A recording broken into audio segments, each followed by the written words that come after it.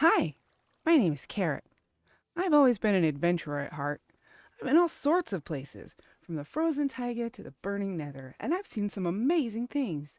On my travels, I've had some pretty wild encounters, and I've rescued dozens of animals.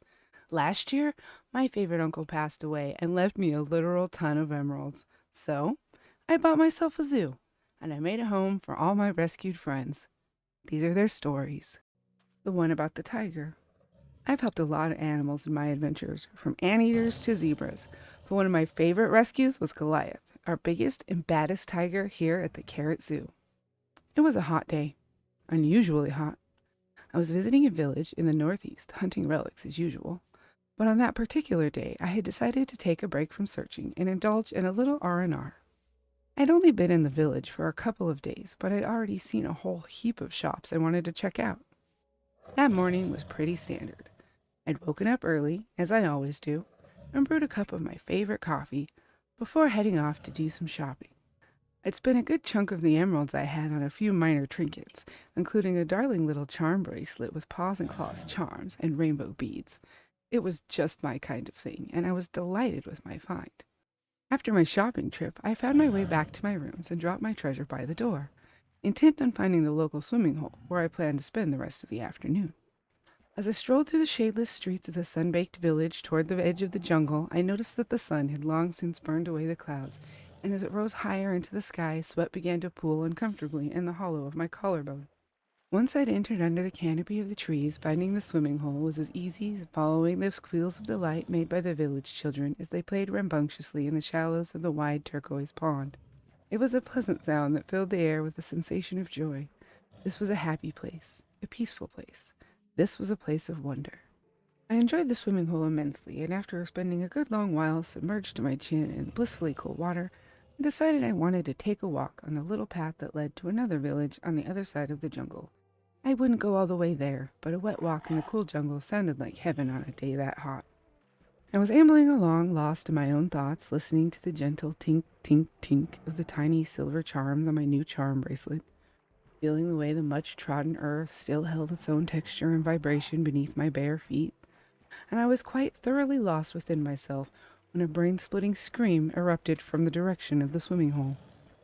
Being the crazy person that I am, I turned and dashed frantically toward the screaming as more and more villagers began screaming. As I approached, the screaming slowly began to register as intelligible language. "It's got rabies!" I heard a man scream. "It wouldn't come near us if it didn't," I heard a woman confirm. As I entered the grotto, a small villager raced past me screaming, "It's going to eat me!" I took in the scene before me in horror. Some of the villagers were huddled in a group near the edge of the grotto, cowering, some of them crying hysterically, others too terrified to flee, yet too curious to look away. But it was the scene in the water that blew my mind and spurred me to action. 3 village men were standing thigh-deep in the water, throwing the biggest rocks they could find at something on the far side of the pond.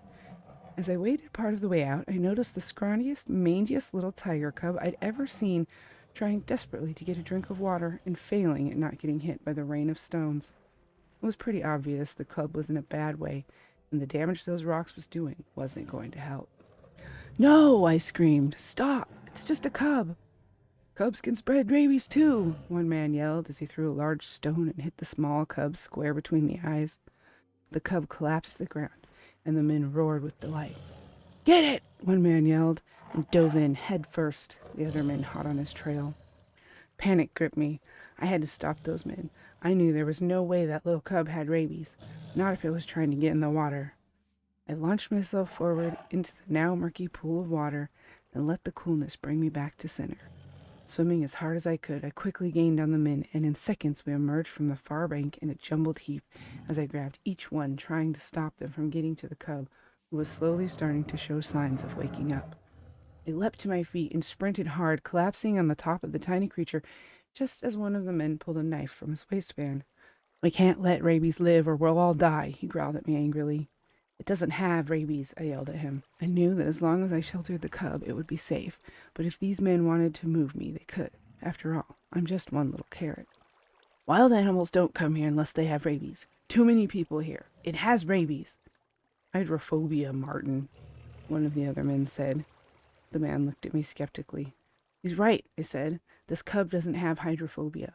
Whatever is wrong with it, it's not rabies. Turns out there wasn't much wrong with him at all. We think Poacher's got his mother in the wild and he was on his own for a long time. The heat of the day had driven him to find somewhere cool to relax. The swimming hole was probably the closest place. We tried to reintroduce him to the wild 3 times, but every time he just ended up back at the village. He lived at the rehab center until I got the zoo. That adorable little charm bracelet got broken and scattered on the beach during the scuffle with the men, but I think it was a pretty good trade-off. Since then, we've saved a few tigers, but none will ever sit so deeply in my heart as Goliath.